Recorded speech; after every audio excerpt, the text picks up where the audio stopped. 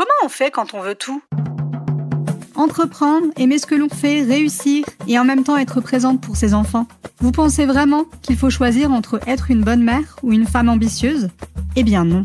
Avec La Marquise, le podcast des Mom Boss, je vous montre qu'il est possible de concilier vie d'entrepreneur et vie de maman. Ici, pas de faux semblants, juste la vraie vie. Celle où on jongle entre le business, les couches et les devoirs. Celle où, quand on doute, on passe à l'action quand même. Je suis Sonia, maman de 4 enfants, consultante en marketing et entrepreneur passionnée depuis 2020. À travers ces épisodes, je vous accompagne dans votre aventure entrepreneuriale. Au programme, des stratégies concrètes pour bâtir un business rentable, des conseils pour jongler entre vie de famille et entrepreneuriat, et des interviews inspirantes de mamans entrepreneurs. Bref, un vrai coup de boost pour passer à l'action. Alors que vous soyez en train de plier du linge, d'allaiter bébé, en voiture ou en pleine séance de sport, ce podcast vous sera utile pour avancer. Pour ne rien manquer, vous avez juste à vous abonner et partager le podcast à une autre maman qui en a besoin. Allez, on commence dès maintenant avec le sujet du jour. Aujourd'hui, j'ai le plaisir d'accueillir une femme qui incarne littéralement le mot care. Elle s'appelle Doriane Baker. Elle est la fondatrice de Baker Bloom, créatrice du podcast Because We Care, et elle a formé plus de 2000 entrepreneurs à mettre l'humain au cœur de son business. Bienvenue Doriane, et merci beaucoup d'avoir accepté cette interview. Alors déjà, comment vas-tu ? Écoute, ça va très bien. Merci à toi de m'accueillir sur ton podcast. C'est un vrai plaisir d'être là. Avec grand plaisir. Alors, tu es connue pour être la référence francophone du Customer Care. Mais au fond, toi, comment tu te décrirais ?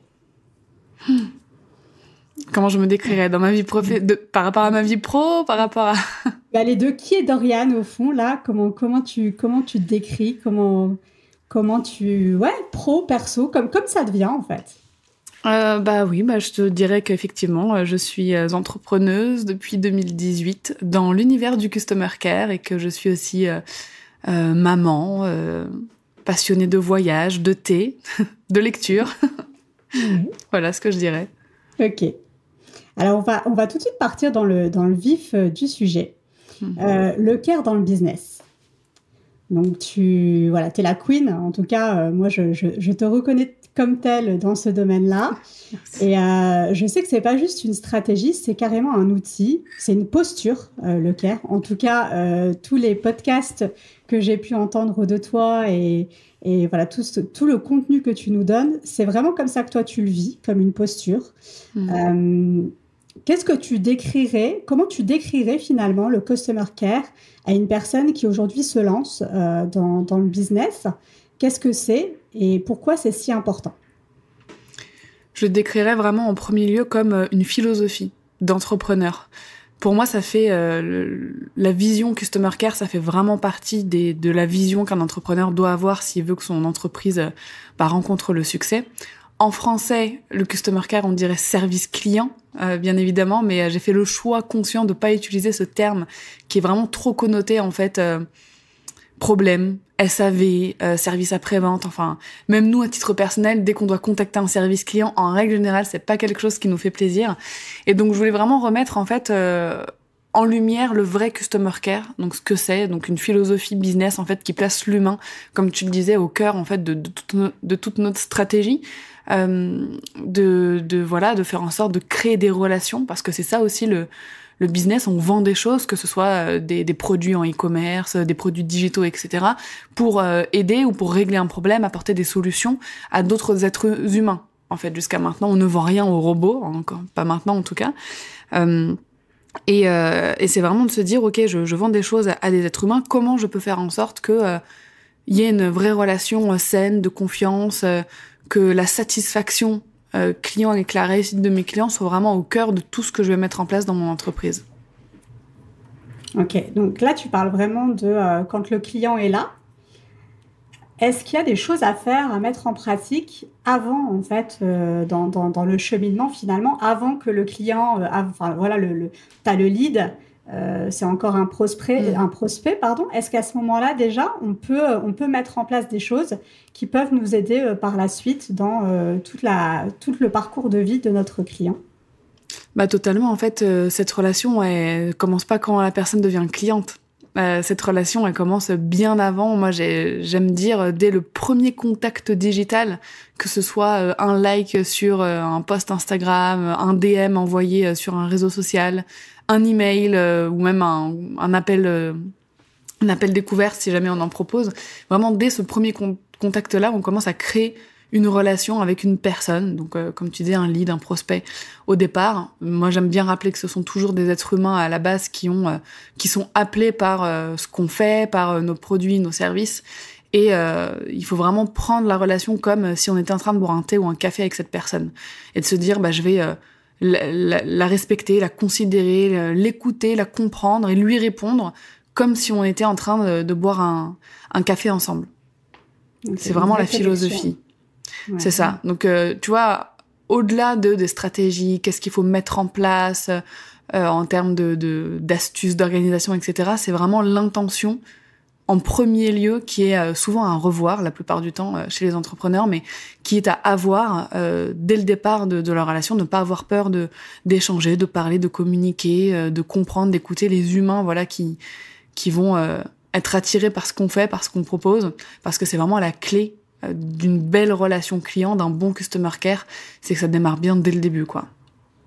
Oui, finalement, c'est quelque chose de naturel. Donc, peut-être que c'est le fait de le dire là aujourd'hui à l'audience, c'est aussi un message, enfin, en tout cas, je trouve, de dire que cette connexion qu'on crée avec le client, c'est quelque chose qui vient tout naturellement. Et donc, souvent, tu sais, on part souvent dans des stratégies, quel tunnel je mets, enfin, tu vois. Et là, le fait que tu rappelles ça, c'est aussi se dire, détendez-vous, quoi. Enfin, tu vois, allez-y petit à petit et soyez naturel, soyez authentique et vous allez créer automatiquement du lien avec votre audience. On peut mettre en place des tunnels, une stratégie marketing, quelque chose d'hyper ficelé, sans oublier de toujours mettre en place les supports qu'il faut pour qu'il y ait du contact humain, en fait, dès que la personne en a besoin. L'un n'empêche pas l'autre. Une stratégie marketing qui a l'air ultra compliquée n'empêche pas le fait de créer du contact humain et la relation, justement, tout au long de cette stratégie marketing. D'accord, ok. Et quand on commence, est-ce que tu as des petits tips à partager quand on commence vraiment, on se lance dans l'entrepreneuriat? Est-ce que tu as des bonnes pratiques comme ça, 2-3 bonnes pratiques à donner aux mamans qui nous écoutent?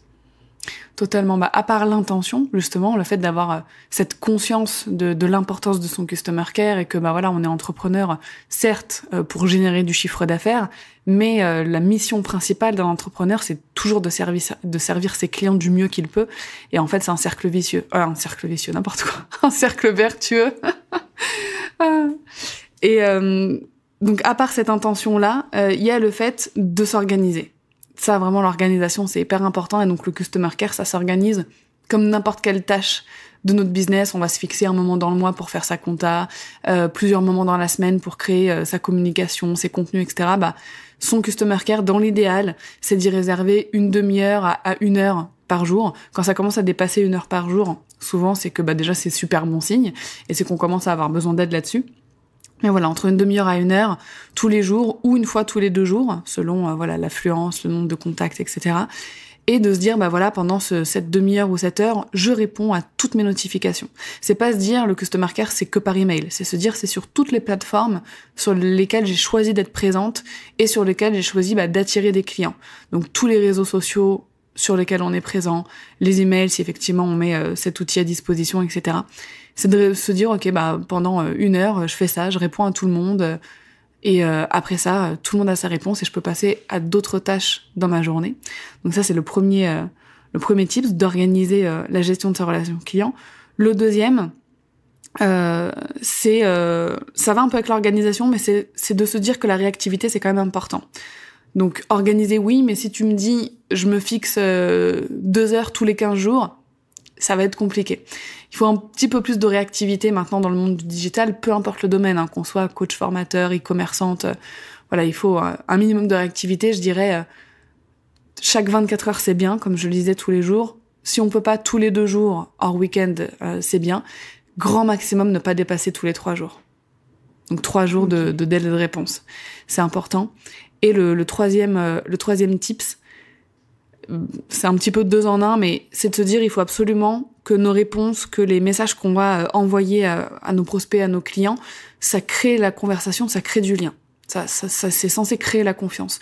Pour ça, il faut envoyer des réponses de qualité. Donc, quand quelqu'un vient nous demander le prix de nos services ou de nos produits, c'est pas juste répondre « Bonjour, c'est 200 €, bonne journée ». C'est vraiment de s'investir, de poser des questions ouvertes, d'inciter la personne à nous parler d'elle, de ses problèmes, de pourquoi elle s'intéresse au prix aujourd'hui de notre produit, de notre service. C'est vraiment s'y intéresser de façon hyper honnête. Vraiment, encore une fois, il y a l'image de tu prends un café avec elle, tu lui répondrais quoi si elle était en face de toi. Et pour nous aider à faire ça, je conseille souvent les templates de réponses. Surtout quand on a très très très souvent les mêmes questions.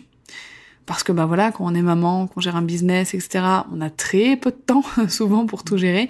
Et si on peut avoir un petit peu d'aide, les templates de réponse, ça aide beaucoup. Par exemple, on sait qu'on nous demande très souvent les prix, on sait qu'on va avoir, 3-4 typologies de prospects différents. Et on va peut-être créer 4 templates de réponses différentes qui vont s'adapter à ces différentes typologies. Et au moment où on va devoir répondre à cette fameuse question du tarif, on va prendre ce template, on va le personnaliser, mais on va quand même gagner énormément de temps. Et au final, on va se concentrer sur la création de valeur dans notre réponse plutôt que sur la structure de la réponse, le fond qui va être le même pour tout le monde, qui va être le prix au final, mais on va pouvoir se concentrer sur rebondir sur des éléments personnels que cette personne a communiqué dans son message, etc. D'accord. C'est vraiment une autre astuce. Et donc, est-ce que pour toi, tout ce qui est, IA, chatbot, etc., est-ce que ça peut venir aussi en aide à ces échanges-là? Totalement, oui. Alors, les chatbots, moi, j'aime bien pour être là quand l'humain n'est pas là, par exemple. Donc, si, on vit dans un autre pays et qu'on s'adresse au marché français, par exemple, donc un décalage horaire, on n'est pas forcément là quand on dort la nuit alors que c'est encore le jour, Donc, soit on peut faire appel à un chatbot. Je mets une grosse parenthèse. Il faut absolument que si on met en place un chatbot, ce soit un très bon outil, qui soit ultra bien paramétré et qui soit pas source de frustration. Parce que malheureusement, aujourd'hui, même sur des super grandes entreprises qui auraient les moyens de faire quelque chose de très performant, la plupart des chatbots, c'est vraiment source de frustration. Il comprend pas bien notre questions, il répond souvent à côté de la plaque. Donc vraiment, et je me mets dans le tas, à notre échelle, souvent on n'a pas ce qu'il faut pour avoir de très très bons chatbots, c'est-à-dire quelqu'un qui va aller le paramétrer, un outil, souvent ça coûte quand même assez cher, les vrais bons chatbots. Donc c'est pas forcément ce que je vais conseiller dès le départ. L'intelligence artificielle, oui, ça peut nous aider.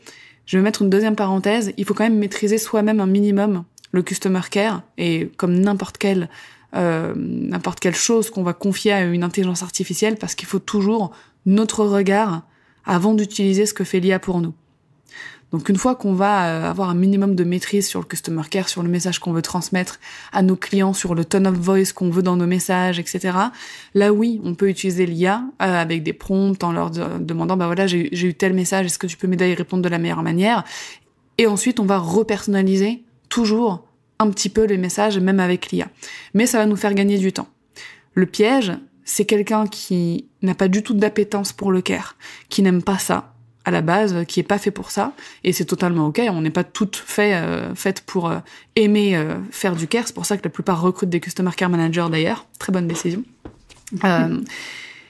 Et le danger, c'est ça. C'est si y a une personne qui a pas du tout de sensibilité au customer care, qui n'a pas les connaissances, un minimum de compétences, c'est d'utiliser des messages tout faits par l'intelligence artificielle qui va casser la relation et qui va pas du tout instaurer la confiance, parce qu'une réponse faite par l'IA, quand elle est pas personnalisée, ça se voit tout de suite, ça se ressent. Souvent, c'est très froid, c'est assez robotique.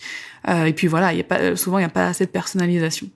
Donc c'est à double tranchant. Si c'est très bien utilisé, ça peut être un outil qui va booster les relations, qui va vraiment booster le customer care. Si on n'a pas ce qu'il faut en termes de compétences pour l'utiliser, au contraire, ça peut être un vecteur de gros doutes chez nos prospects et nos clients pour nous faire confiance. Ok. Merci pour ces tips.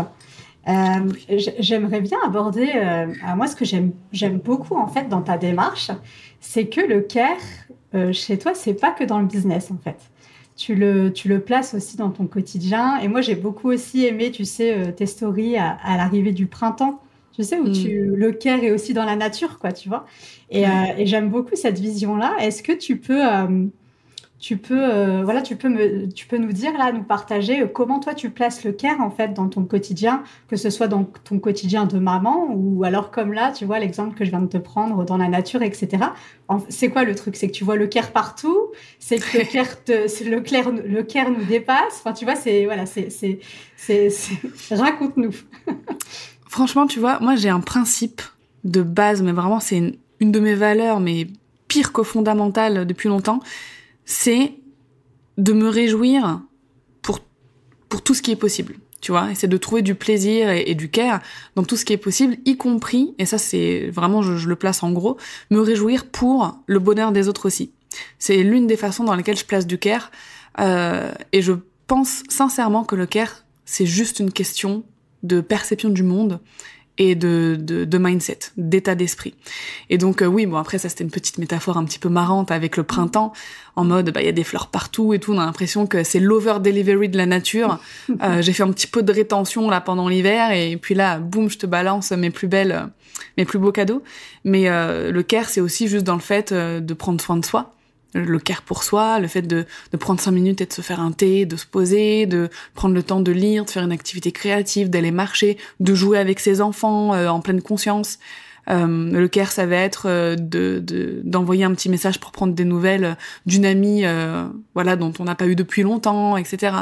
C'est vraiment avoir ce truc de considération pour les autres, mais aussi, et d'abord, j'ai envie de dire, pour nous-mêmes, notre cercle, pour ensuite avoir ce qu'il faut de care pour notre business, pour notre client, pour nos amis, notre famille, etc.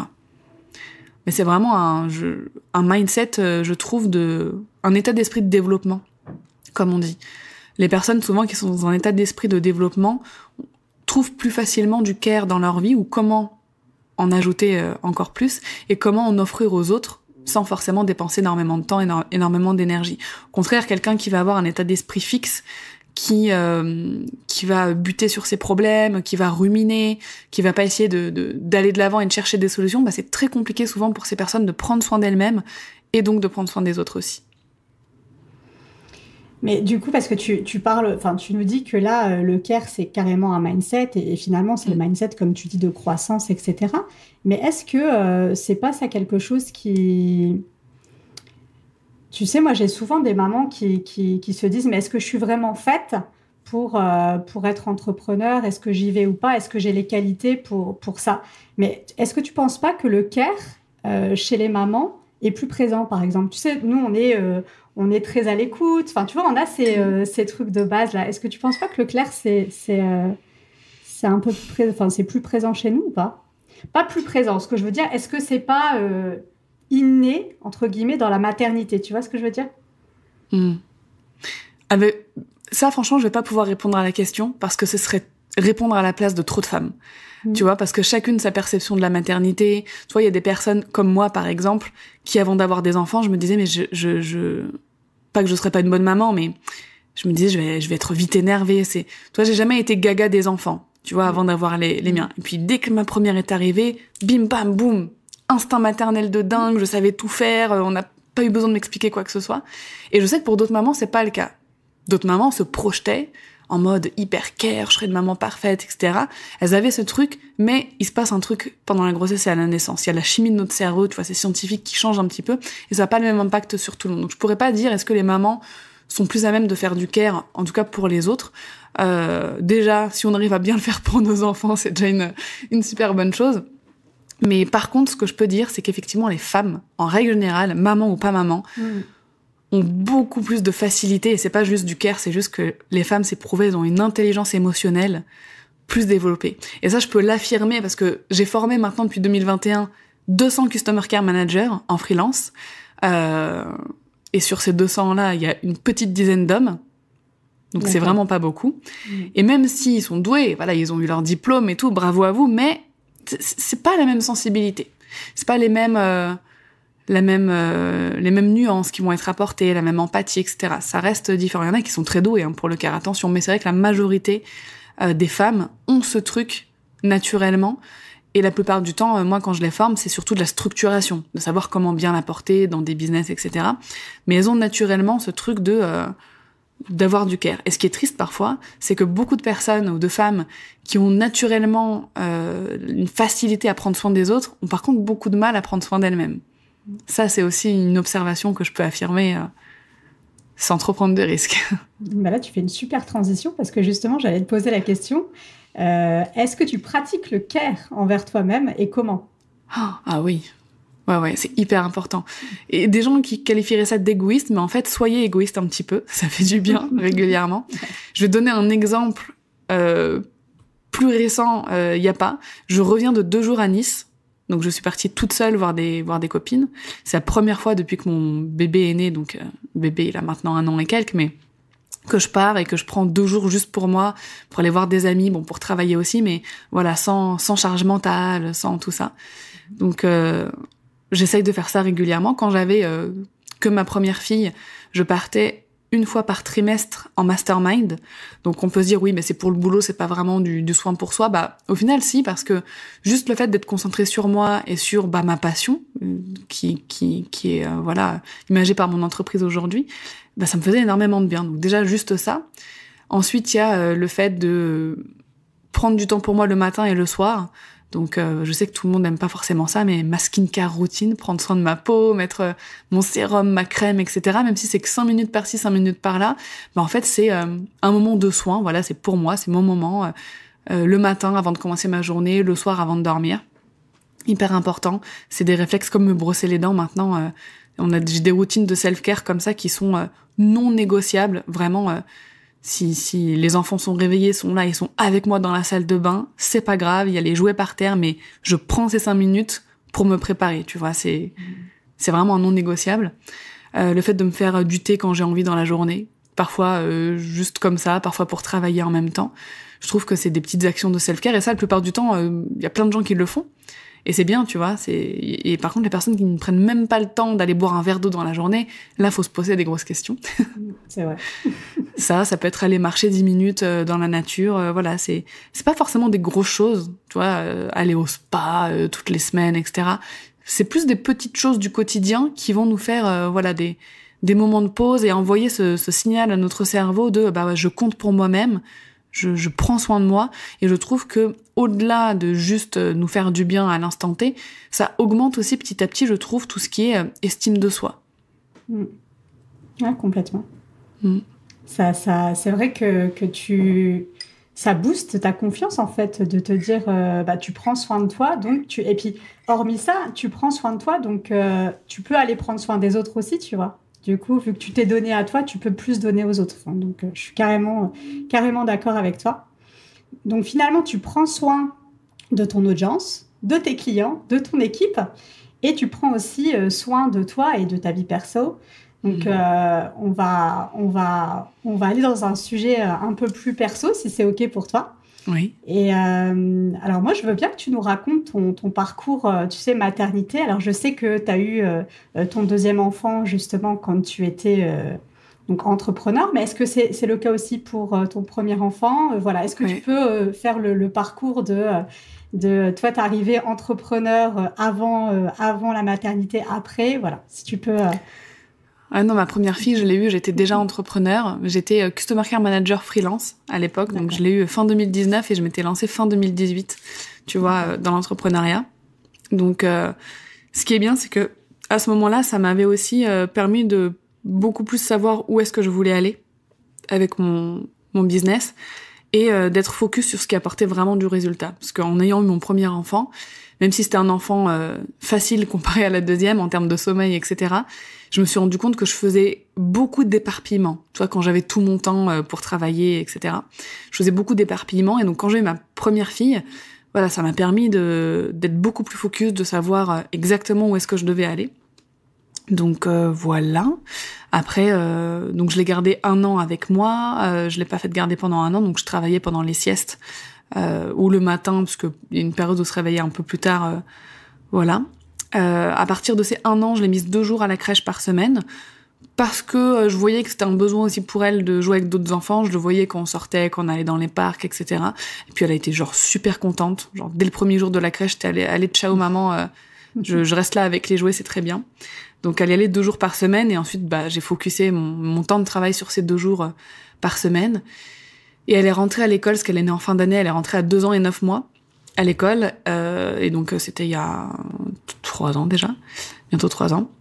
Et à partir de là, j'ai retrouvé une organisation, on va dire, un peu plus classique, où là, je travaillais 4 jours par semaine, vraiment à fond, quand elle était à l'école. Je suis tombée enceinte de ma 2e fille début d'été 2023. Et tout de suite, ça n'a pas du tout été la même chose. Quand ma première grossesse, ma première fille, tout était ultra facile. Vraiment, j'étais une pub ambulante pour la maternité. On était une pub ambulante. Désolée pour toutes celles à qui j'ai donné envie à ce moment-là, ou pas.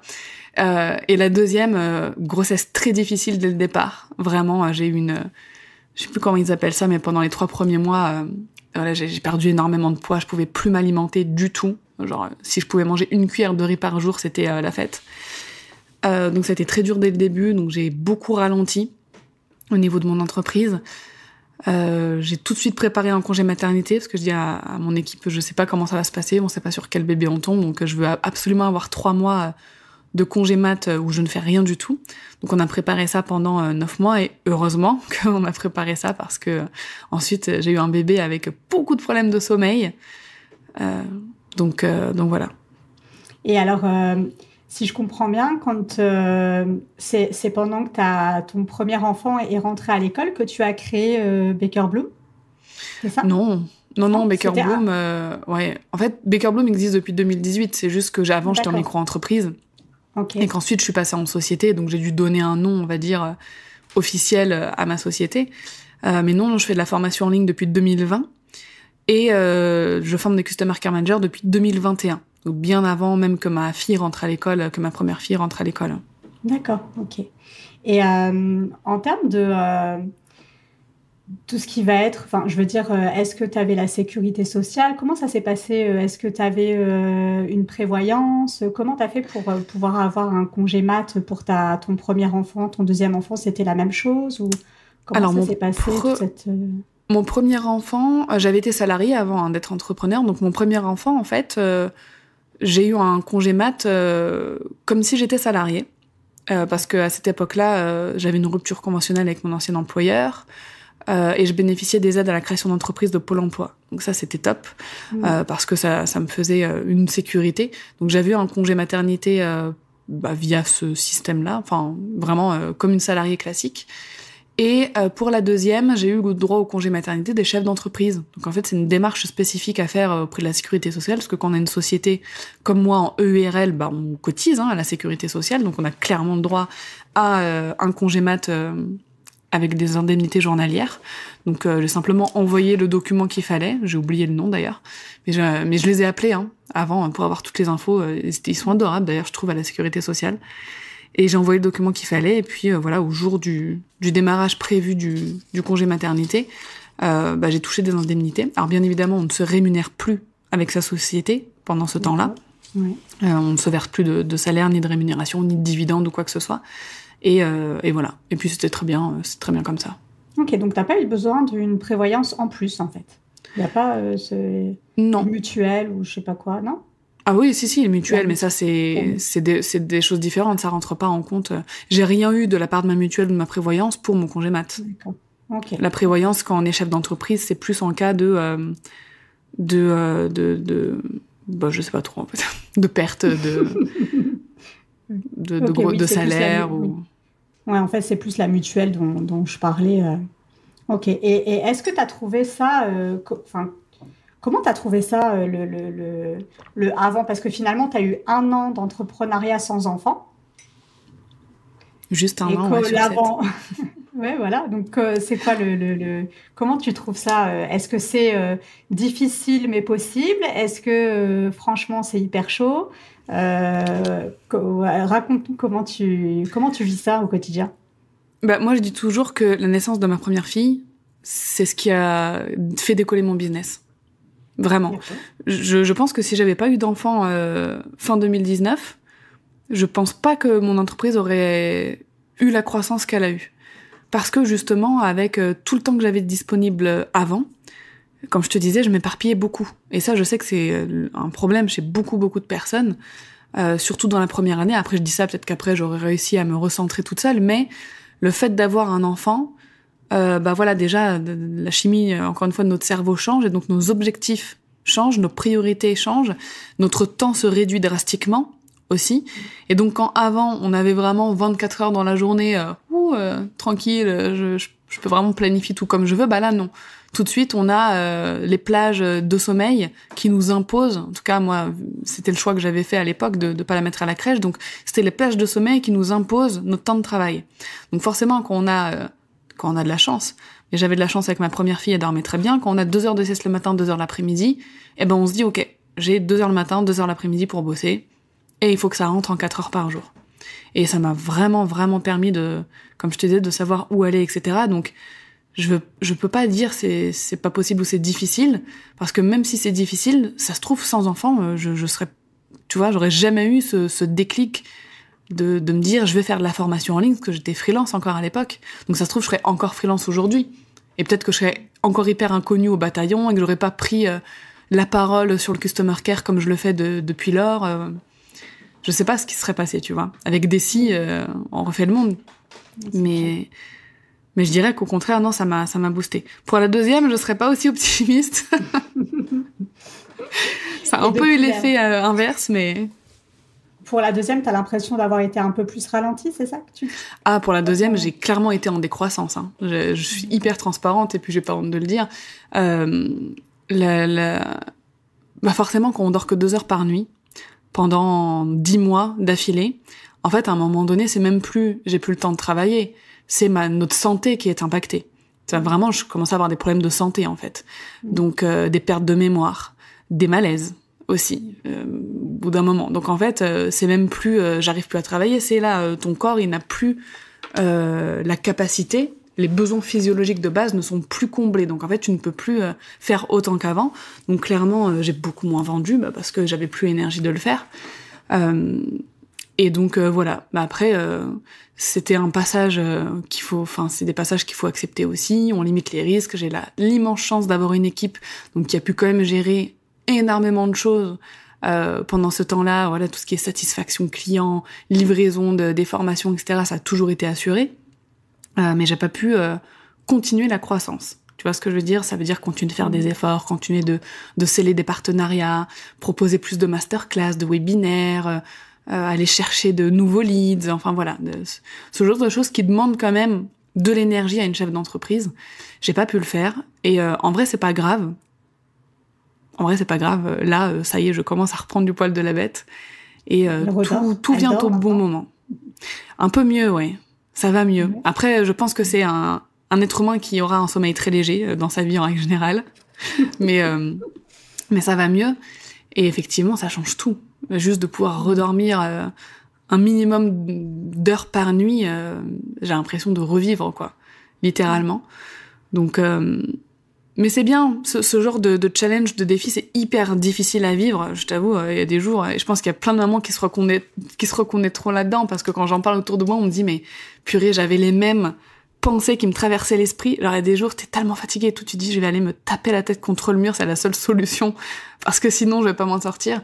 Et en fait, c'est des périodes hyper compliquées, mais qui nous poussent, je trouve, à aller chercher dans nos qualités, tu vois, à pousser nos qualités à l'extrême. Moi, je sais que on me dit souvent que je suis très résiliente. Je suis très résiliente, que je suis très patiente et courageuse. Et alors, franchement, ces qualités-là, elles ont été poussées à leur limite. Je pense que j'ai dû utiliser les dernières gouttes pendant cette période-là de ces qualités. Et en fait, je trouve qu'après, justement, d'avoir repoussé comme ça nos limites, et ben là, en fait, tu vois, des difficultés que je pouvais avoir avant dans mon entreprise, ben là, en fait, elles me semblent petites. Et je me dis, c'est juste ça, mais c'est pas du tout insurmontable. Je vais carrément pouvoir le faire. Donc, de toute façon, voilà, tout vient au bon moment dans notre vie. Tout est là pour une bonne raison, que ce soit des choses qui nous semblent agréables ou désagréables sur le moment. Il y a toujours un bienfait derrière. Ça, c'est vraiment un truc auquel je crois du fond du cœur, et ça se révèle toujours à un moment donné qu'il y avait une bonne raison que ça arrive. Tout à l'heure, tu disais que tu avais mis en place avec ton équipe pas mal de choses pour pouvoir te prendre ce fameux congé maternité. Et qu'est-ce que vous avez mis en place en fait pour que tu vives un congé serein finalement? On a mis 3 choses en place. J'ai délégué tout ce que je pouvais déléguer. Donc, dans mon équipe, j'ai Laetitia qui s'occupe de tout ce qui est technique. J'ai Solène aussi, mon bras droit, qui s'occupe plus de la gestion de projet, de l'organisation, etc. Et donc, quand j'étais pas là, c'est elle qui gérait totalement l'équipe. Et j'ai Pauline, qui est Customer Care Manager. Donc, elle s'occupe vraiment de répondre à tout le monde sur toutes les plateformes. Sauf mon Instagram Dorian Baker, c'est moi qui y réponds. Et elle s'occupait aussi de suivre les élèves du campus Customer Care. Parce que s'il y avait un lancement, il y avait une classe en formation au moment de mon congé maternité.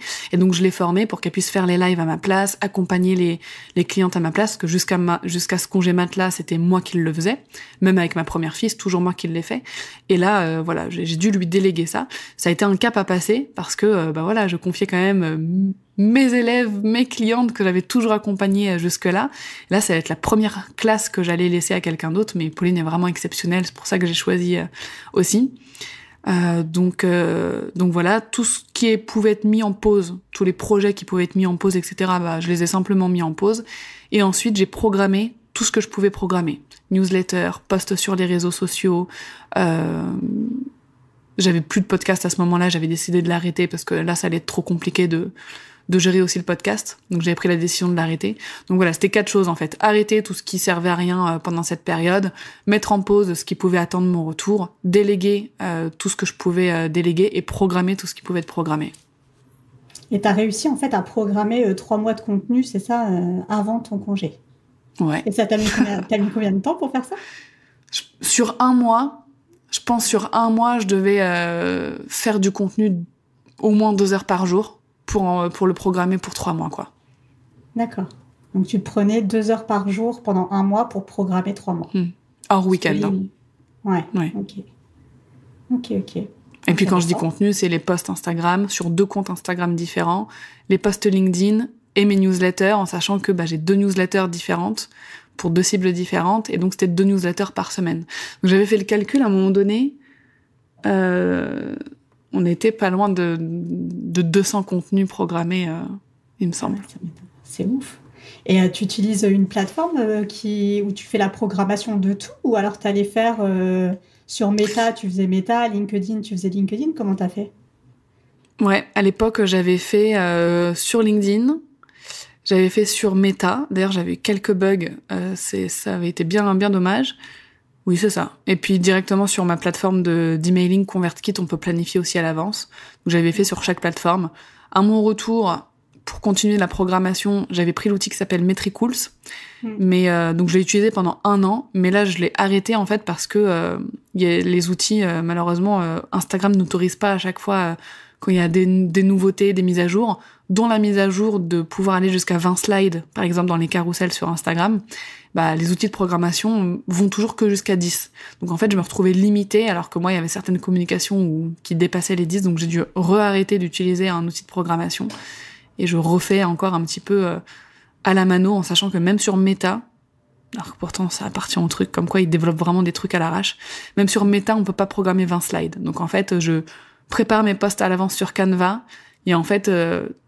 tous les jours à 18h quand j'oublie pas, je vais télécharger mes petits visuels, je copie-colle la légende que j'ai écrite à l'avance et je le poste en natif en fait sur Instagram. Ok. Et aujourd'hui, une journée, enfin une semaine, allez, si on prend une semaine de Dorian, qu'est-ce que ça donne en termes d'organisation perso-pro? Une semaine type maintenant, depuis janvier, un peu après janvier, depuis que ma fille a 1 an, ma deuxième, donc elle va à la crèche 2 fois par semaine, comme sa grande sœur. Ça a été beaucoup plus compliqué, d'ailleurs, comme quoi chaque enfant est différente. Quand ma première fille, c'était le centre de loisirs, elle était vraiment trop heureuse. La première, l'adaptation, ça a été beaucoup plus long et compliqué. C'était vraiment, la séparation était difficile. Ça me brisait le cœur. Mais j'avais vraiment besoin de ces 2 jours par semaine. Et donc le lundi, je me réveille, je me prépare souvent avant d'aller réveiller les filles.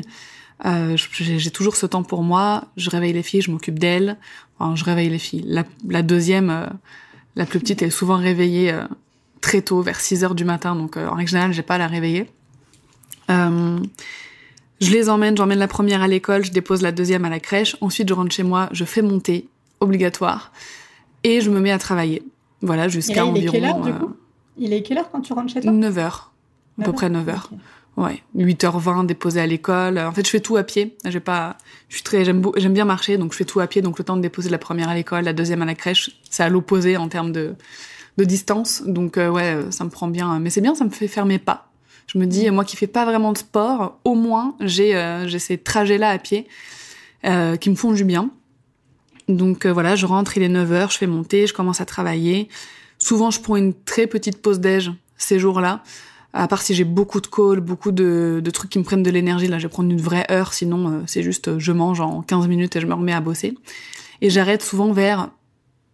En fait ça dépend s'il fait beau ou pas. S'il fait pas beau, j'arrête de travailler vers 15h45, je vais récupérer d'abord la plus petite, et ensuite à 16h20 je vais récupérer la plus grande, et on rentre et on goûte à la maison. S'il fait vraiment très beau, je vais récupérer d'abord la grande à 16h20 et à 16h45, je récupère la dernière pour qu'on aille goûter au parc. Parce que le parc, il est à côté de la crèche. Donc voilà, c'est de l'optimisation de trajet encore une fois. Le mardi, il y a que la grande qui va à l'école et la petite qui reste avec moi. Et puis là, elle a 1 an et quelques, donc la sieste du matin commence à disparaître. Enfin, elle commence à faire plus qu'une sieste dans la journée. Parfois, elle en a besoin le matin, donc elle l'a fait le matin. Parfois, elle en a plus besoin l'après-midi, donc c'est l'après-midi. Il y a des jours où, miraculeusement, on ne comprend pas pourquoi elle a encore besoin des deux. Donc voilà, c'est un peu aléatoire. Et ces jours-là, je programme que des tâches qui me demandent pas beaucoup de concentration. Tu vois, créer des posts, par exemple, créer des newsletters, tout ce qui est création de contenu, je les mets ces jours, les jours, je peux le faire pendant la sieste parce que c'est pas grave si j'arrête en plein milieu. Je peux reprendre le lendemain, voilà, c'est vraiment pas grave.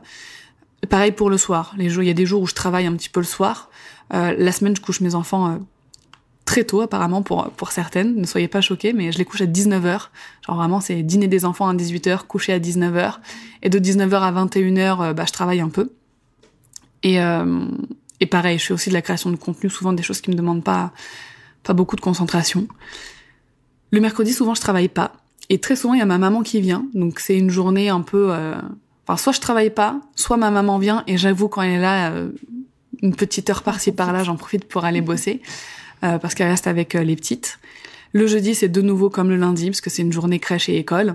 Et le vendredi, c'est de nouveau comme le mardi où là, je bosse selon les temps de sieste. Le week-end, c'est rare que je travaille. C'est vraiment rare que je travaille le week-end. Déjà parce que voilà, les 2 filles sont là à la maison, parce que j'ai envie de souffler. Mon mari, souvent, il travaille le week-end. Il a vraiment des jours extra-décalés. Donc voilà, ça me permet aussi de profiter des filles autrement. D'aller passer du temps avec ma famille. On se retrouve très souvent avec ma belle famille le week-end aussi. Donc voilà, ça peut m'arriver de temps en temps, sur une sieste. Et puis ça va être le moment du dessin animé. Donc je dis, allez, la petite, elle est à la sieste, la grande, elle a le droit à son temps d'écran du week-end. Donc pendant ce temps-là, souvent, j'en profite pour travailler ou pour faire des tâches de la maison aussi. Donc voilà, un peu à quoi ça ressemble. Ok. Et aujourd'hui, tu délègues quelles tâches? Est-ce que, t'es entourée? Du coup, aujourd'hui, tu as une petite équipe, c'est ça, hein, tu disais. Oui. C'est quelles tâches, en fait, que tu délègues aujourd'hui depuis ton retour de congé mat? Toujours tout ce qui est technique, automatisation. Donc, automatisation de tout, quoi, de ce qui est vente, voilà. Beaucoup d'automatisation dans un business en ligne.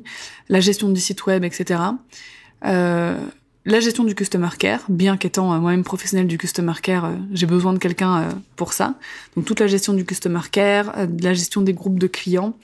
J'ai continué à déléguer la gestion des classes après mon retour de congé mat, donc ça m'a aussi permis de me dégager du temps pour développer l'entreprise autrement. J'interviens toujours avec mes clientes et quand ma customer care manager, donc quand Pauline elle est en vacances, c'est moi qui reviens gérer la classe et faire les lives, donc j'ai toujours autant de plaisir à le faire. Donc voilà, j'ai délégué aussi une partie de, je vais pas appeler ça de la gestion financière, mais de m'aider à piloter en tout cas les finances de l'entreprise, tu vois, sur 1 an, 2 ans, voilà, pour avoir des objectifs, une vision aussi en termes de chiffres, ce qui est clairement mon point faible.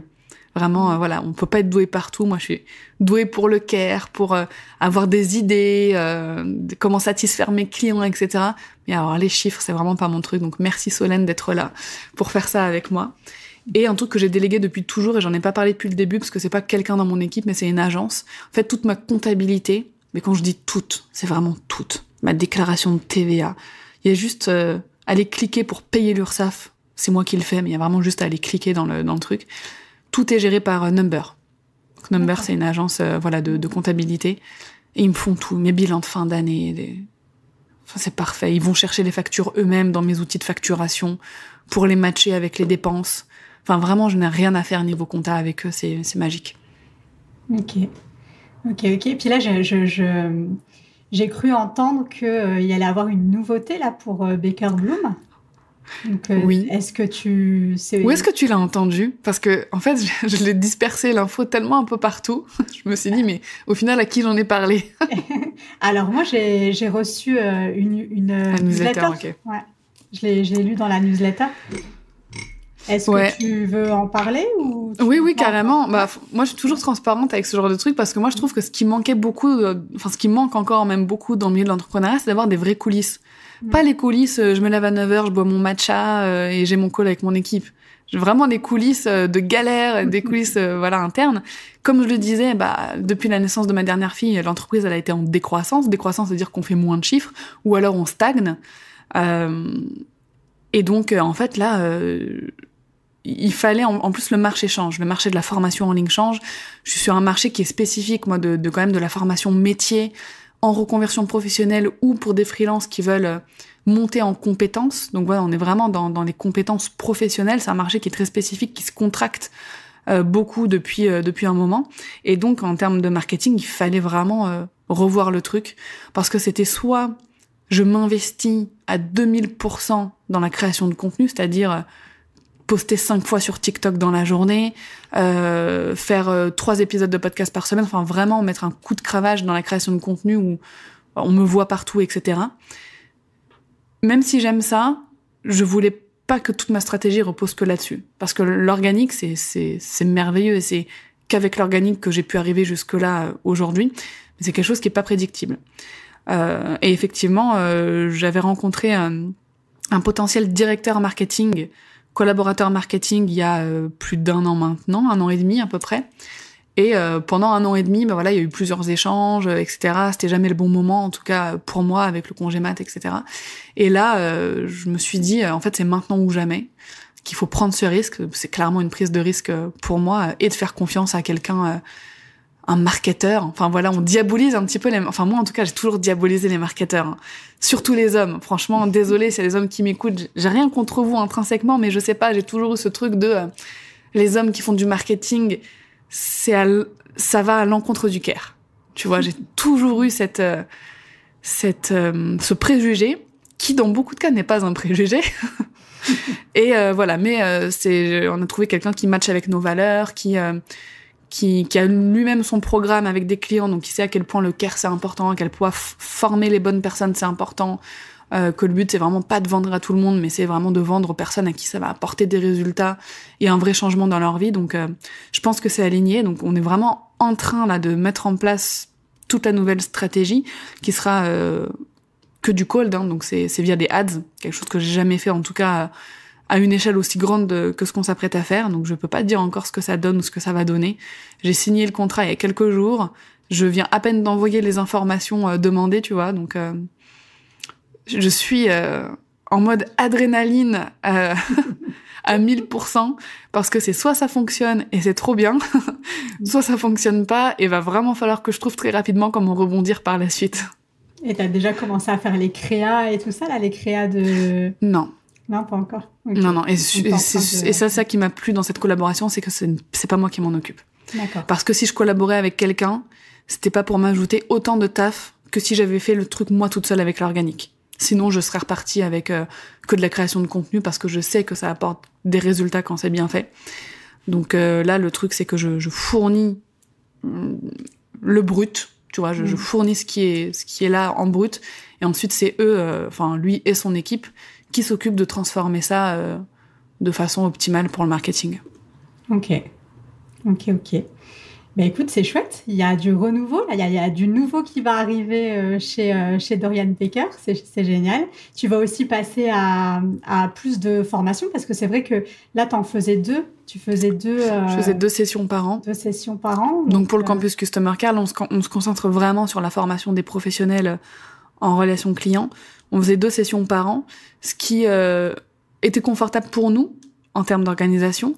Mais au final, quand j'y repense, et c'est le premier conseil qu'il m'a donné d'ailleurs, mais il me dit pourquoi t'ouvres que 2 fois par an.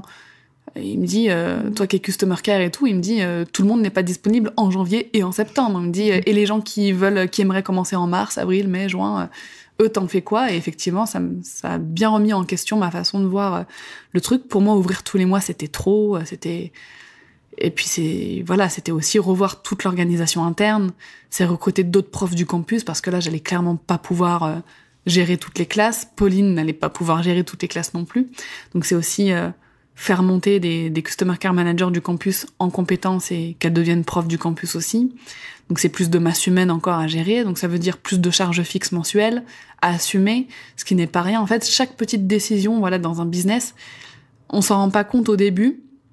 Et c'est ce qui est lourd, je trouve, à continuer de gérer, à porter sur ses épaules par la suite, c'est que chaque petite décision où tu te dis, ça c'est juste, 1 000 € par mois de dépenses, mais en fait sur un an, ça fait quand même 12 000. Et puis dans 5 ans, ça fait... Donc voilà, c'est envisager aussi les dépenses et qu'est-ce qui doit rentrer sous quel délai pour que tout le monde de l'équipe puisse être payé, pour que moi je puisse être payé, pour que les outils puissent être payés.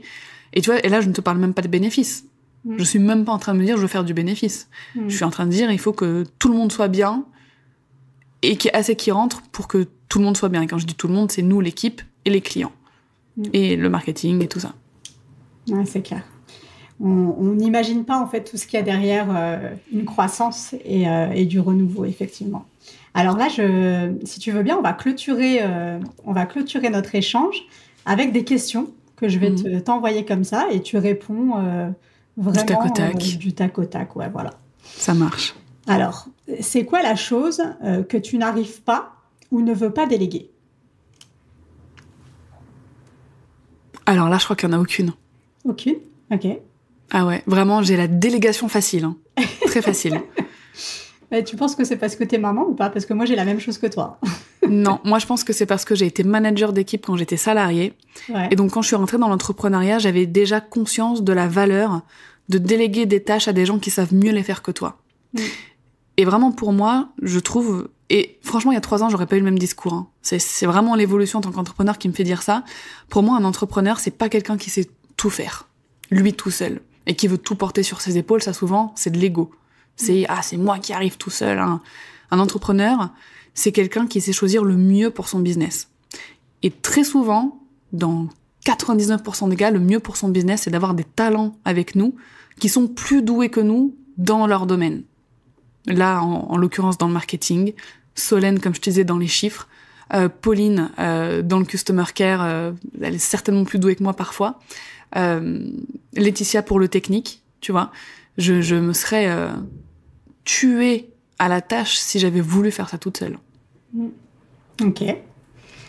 Seconde question. 3 qualités que tu as développées en étant maman et qui te servent aujourd'hui comme dans ton business. Le focus. Le fait de savoir plus où sont mes priorités et d'y aller plus à fond. Tu vois, de prendre plus de risques. Ensuite, je te dirais que c'est pas des qualités qui sont apparues, mais on va dire que j'ai renforcé. Il y a la patience et la répétition. Chose que avant, je voyais pas l'intérêt dans mon business de répéter une info tout le temps. Et en fait, en ayant des enfants et en voyant à quel point ils ont besoin qu'on leur répète souvent les choses, en fait, on se dit, dans le marketing et dans la communication, c'est pareil. Parfois, des principes de base qui pour nous semblent évidents en tant qu'entrepreneur ou en tant que, dans mon métier du customer care, je me disais, je vais pas le répéter 3 fois par semaine. 1 fois par mois, ça suffit. Et non. En fait, il faut le répéter 3 fois par semaine pour que le message atteigne toutes les personnes et soit vraiment bien compris. Après, c'est pas répété de la même façon, c'est répété avec des angles différents. Et c'est pareil avec les enfants. Je trouve, pour leur expliquer quelque chose, on va leur répéter des quinzaines de fois, mais à chaque fois avec des exemples différents, avec des angles différents. Et je trouve que c'est comme ça qu'ils arrivent à vraiment comprendre l'intégralité d'un concept ou de la réponse à une question. Et je t'avais dit aussi tout à l'heure, résilience et courage. Ouais. Que tu avais renforcé avec ta deuxième, la deuxième fois que tu es devenue maman, quoi. Ouais, totalement. Après, j'ai pas d'exemple concret à te donner, mais je sais que c'est un compliment qu'on me faisait plus. D'accord. Tu vois, ça vient même pas de moi, c'est juste autour de moi. On me disait souvent, purée, t'as du courage de faire tout ça. Ouais, ok. Mais après, je pense pas que ce soit du courage. Je pense que tu vois, il y a des gens qui ont aussi. Tu me dis tac au tac que là, je refais des podcasts sur tes questions. Je m'arrête là, continue. Allez. Le mythe qu'on doit absolument déconstruire sur le care. Le client est roi. Le client n'est pas roi. C'est une relation d'égal à égal, saine. Je la vois plus comme une relation saine d'amitié que le client est au-dessus de moi et moi, je dois me plier à toutes ses exigences. Ok. Un conseil à donner à une maman qui veut se lancer. C'est compliqué, ça. Parce que je connais pas la vie des mamans qui vont écouter mon conseil.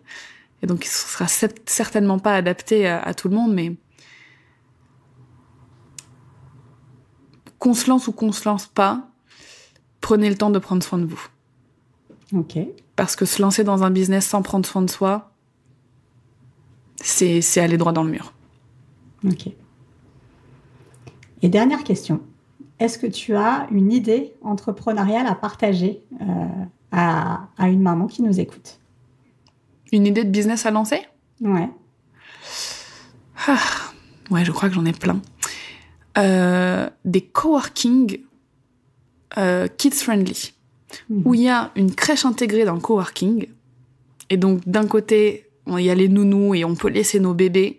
Et nous, on va travailler tranquille à côté dans le coworking. Pendant la pause déj, on peut les récupérer, les faire manger, etc., par exemple. Et ensuite, les relaisser. Même concept pour les salles de sport.